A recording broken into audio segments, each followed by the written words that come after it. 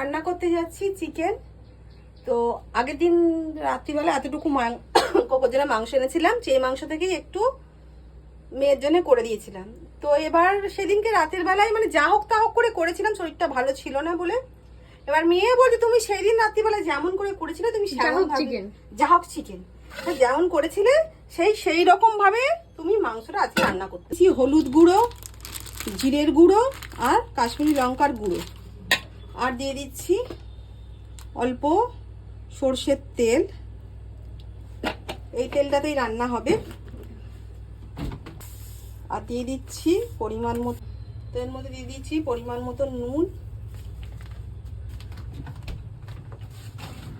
তো এর মধ্যে সবই কাঁচা মশলাই দিলাম, বাটা মশলাও কিছু দিইনি, শুধু রসুন, পেঁয়াজ কুচি, টমেটোর কুচি, কাঁচা লঙ্কা সব এরমভাবে মেখে নিয়ে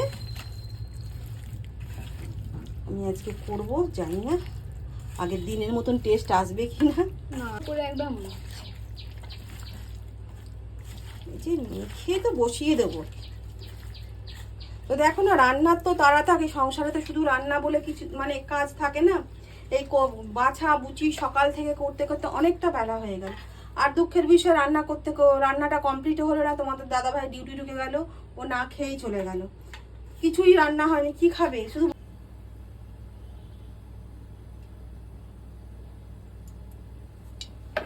খুবই অল্প পরিমাণে একটু তেল দিলাম, কারণ এখানে একটু এই যে গোটা মশলা আছে। এটা মেয়েই ওর বাবার সাথে গিয়ে না সব 5 রকম মেশানো মশলা নিয়ে এসছে।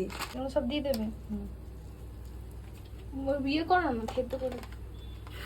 যে তেলটা অল্প পরিমাণ দিয়েছি, এর মধ্যে তো একটু তেল দেওয়া আছে। আর এই যে গোটা গরম মশলাগুলো দিয়ে দিলাম। মশলার একটা না এই যে মশলাটা ওরা নিয়ে এসছে, কোথেকে নিয়ে এসছে বাবু?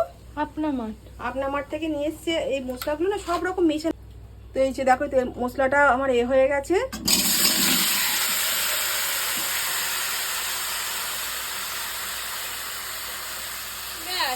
নিজেই হবে, মায়েরা কিছু করতে হবে না বলছে। আমার মেয়ে বলছে এবার তো নিজেই হবে। সবাই জানে এবার নিজেই হবে। কি বদমাইশ মেয়ে দেখেছো? এটা তো আমি শিখিয়েছি তোমাকে।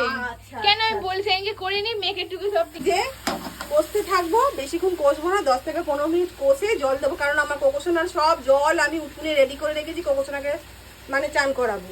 কোকোসোনা সব জল দেখে ঘরের ভেতরে খাটের তলায় চুপ করে শুয়ে পড়েছি, জানে মা চান করাবে আজকে। চলে এটা হোক, এটা হোক, ততক্ষণ আমি ভালো করে একটুখানি কষিয়ে করি, নাহলে একটা আঁচটে গন্ধ ছাড়ে।